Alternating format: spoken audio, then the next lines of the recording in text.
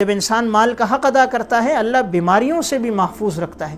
آج جو آئے دن نئی نئی بیماریاں لگ رہی ہیں، وہ بیماریاں جن کے نام ہمارے آباء و اجداد نے سنے ہی نہیں تھے، آج وہ بیماریاں پیدا ہو گئی۔ یہ کس وجہ سے پیدا ہو گئی؟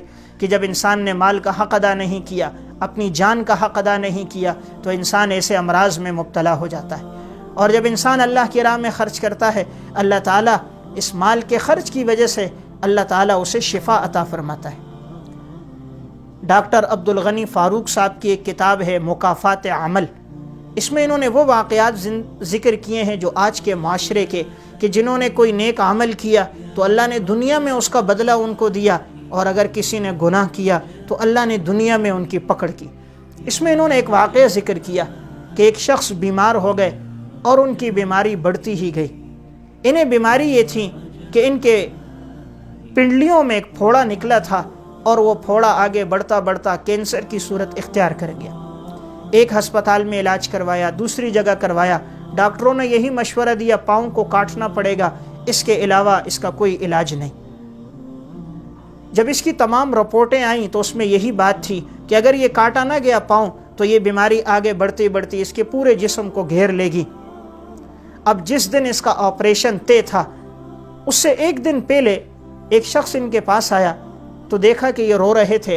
پوچھا کیوں غمگین ہو؟ کہا ڈاکٹروں نے کہا ہے پاؤں کاٹنے کے علاوہ کوئی علاج نہیں، تو غمگین ہوں، اگر پاؤں کٹ گیا تو چلنے پھرنے میں، قضاء حاجت کے لیے جانے میں بہت تکلیف ہوگی، اس لیے بہت پریشان ہوں۔ اس شخص نے کہا کہ تم نے تمام حربے استعمال کر دیے، ہر ڈاکٹر طبیب کو دکھا دیا، اچھے سے اچھے اسپتال میں چلے گئے، مہنگی سے مہنگی دوا تم نے استعمال کر دی، تو میری بھی ایک نصیحت سنو، کچھ اللہ کے نام پر صدقہ بھی دے دو، 2 رکعت پڑھ کے اللہ سے مانگ لو، بیماری اللہ کی طرف سے آئی ہے، شفا بھی اللہ ہی دے گا۔ جب اس شخص نے یہ بات کہی تو اس کے دل پہ یہ بات لگی، کہا میں ابھی صدقہ کرتا ہوں۔ کل کے دن آپریشن طے تھا، اپنے گھر سے 70,000 روپے منگوائے، اور اسپتال کے اندر جو نرسیں تھیں، جو غریب لوگ تھے، خدمتگار لوگ تھے، ارد گرد میں جو مساکین تھے انہیں بلایا، اور ان کے درمیان وہ 70,000 روپے تقسیم کر دی۔ جب تقسیم کیے تھوڑا وقت گزرا، انہیں کچھ آہستہ آہستہ افاقہ محسوس ہونے لگا، درد کی شدت میں کچھ کمی آنے لگ گئی۔ تو انہوں نے ڈاکٹر کو بتایا مجھے تکلیف میں کچھ کمی آ رہی ہے۔ تو اگلے دن جو آپریشن طے تھا تو انہوں نے کہا آپریشن نہیں کرتے، اس سے پہلے دوبارہ ان کی تمام رپورٹیں دوبارہ کرواتے ہیں۔ اب خون لیا گیا، ایکس رے کروائے گئے، جب خون کے بعد دیکھا گیا، اب جو رپورٹ آئی اس میں اور پہلی والی رپورٹ میں بہت فرق تھا، مرض کے اندر کچھ کمی آ گئی تھی۔ ڈاکٹروں کی ٹیم نے مشورہ کیا، کہا مرض میں کچھ کمی آ رہی ہے، کچھ دن اور چھوڑتے ہیں، ممکن ہے کہ ان کی یہ بیماری ٹھیک ہو جائے۔ تو یہ مشورہ کرنے لگے اس کو کس میڈیسن نے فائدہ دیا، کس گولی کے ذریعے سے ان کو افاقہ ہو رہا ہے۔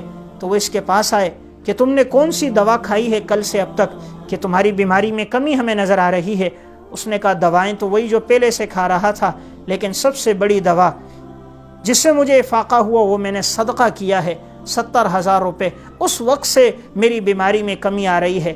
چند دن گزرے، اللہ تعالیٰ نے اس کی بیماری مکمل طور پہ ختم کر دی، وہ پھوڑا ختم ہو گیا، ٹانگ کٹنے سے محفوظ ہو گئی۔ یہ طاقت اللہ نے صدقے میں رکھی۔